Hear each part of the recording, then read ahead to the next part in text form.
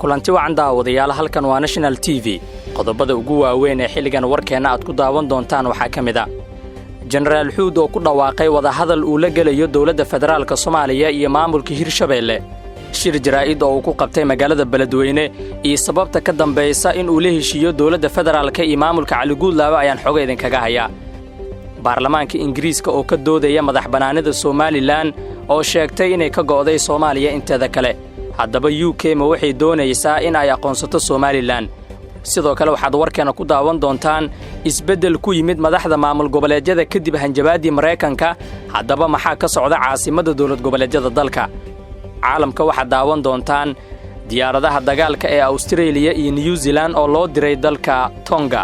qodobadaasi oo dhan ayaan ku faahfaahin doonaa warkeena si aad ula socoto wararkii ugu dambeeyay ee Soomaaliya iyo caalamka subscribe sar YouTube-kana kadibna furo gambaleelka waad ku mahadsantihiin inaad taasi nala fahantaane u diyaar garoowa faahfaahinta wararkaasi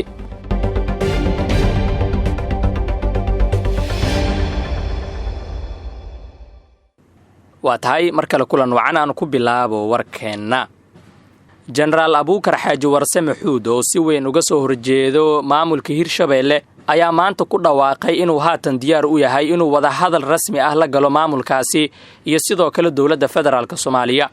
General Xuud oo ay hareero taagnaayeen taliyaha ciidanka dhulka General Maxamed Taaliil Biixi iyo gudoomiyaha gobolka Hiiraan Cali Jeyte Cusmaan ayaa sheegay in haatan wixii ka dambeeya xaq ka maqan reer Hiiraan ay ku raadinayaan qaab wada hadal ah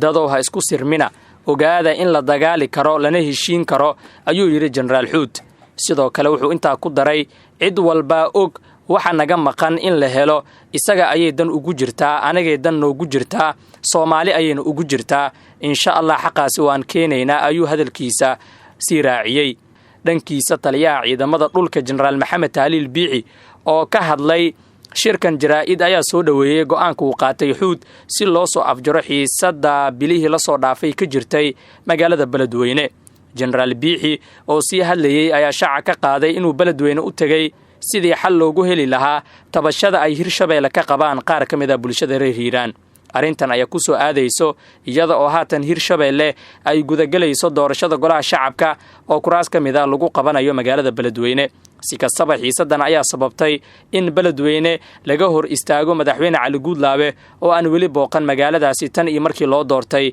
madaxweynaha maamulka Hirshabeelle qaybaha hore ee wararkeena ayaa daawanaysaan fadlan daawade like saar muuqaalka sidoo kale subscribe inoo saar YouTube-kana dawladda Mareykanka ayaa marar badan ku celcelisay in tallaabo adag ay ka qaadayso mas'uuliyiinta caqabada ku ah habsami u socodka doorashada Soomaaliya oo muddo sanad ah kadib dhacday xilligii hore loogu qorsheeyay Mareykanka ayaana hanjabaadii ugu dambeeyay ku shaaciyay haddii doorashada Soomaaliya mar kale kadib dhacdo xilliga loo qorsheeyay ee dhamaadka bisha Febraayo in ay qaadi doonaan tallaabooyin adag oo ka dhana kuwa caqabada ku ah doorashada madaxda dawlad goboleedyada dalka oo si weyn isha loogu hayo ayaa iyaga oo fulinaya heshiiskii shirka golaha wadatashiga qaran sidoo kale ka cararaya hanjabaada dawladda Mareykanka waxa ay shaaciyeen qaarkood qabashada doorashada kuraas badan hanjabaada Mareykanka ayaana la sheegay in ay saameyn ku yeelan karto madaxda maamulada qaarkood iyo mas'uuliyiinta kale ee doorashada caqabada ku ah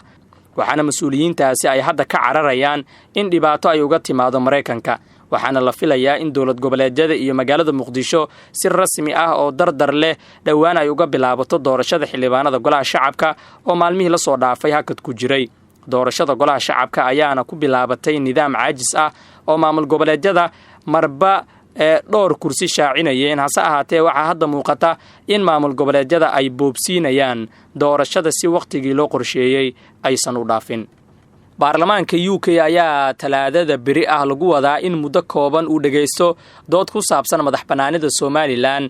taasi oo uu u soo gudbin doono xildhibaan Gavin Williamson oo laga soo doorto koonfurta Staffordshire dooda oo ah mid uu mudanaha ku soo gabagabeyn doono fadhiga maalinta biri ah ayaan la filaynin in wax go'aan uu ka gaaro baarlamaanka ma aha markii ugu horeysay ee baarlamaanka Ingiriiska uu dhageysto dood ku aadan aqoonsiga Somaliland oo sheegtay in 1991 ay ka go'day Soomaaliya inteeda kale bishii December sanadkii 2019 ilaa 11 xildhibaan oo u badan xisbiga Labourka ayaa gudbiyey mooshin ah in baarlamaanka UK uu aqoonsado Somaliland maadaama ay ahayd maxmiyad ay Britain xukumi jirtay. mid ka mid ah xildhibaanadaasi ayaa markii dambe ka noqday mooshinka. sidoo kale golaha deegaanka ee magaalooyinka Cardiff, Sheffield iyo Birmingham ayaa horay u shaaciyay inay aqoonsan yihiin madaxbanaanida Somaliland walow taasi aysan wax badan soo kordhin.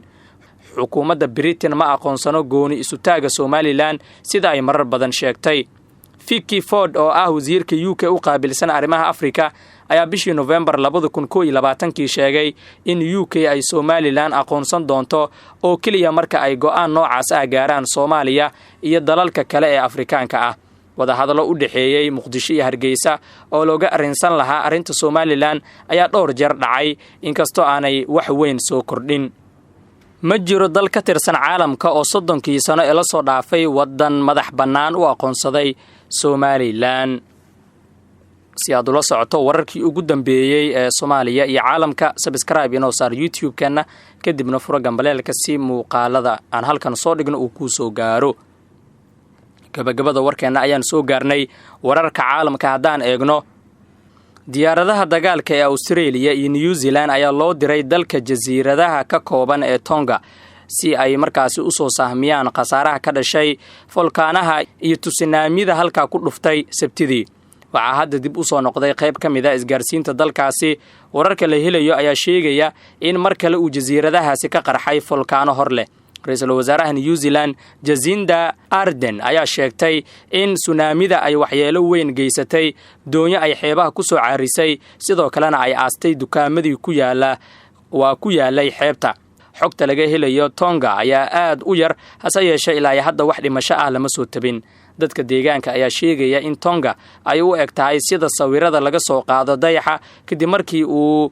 ku dul habsaday dambas badan oo ka soo baxay volkaanada.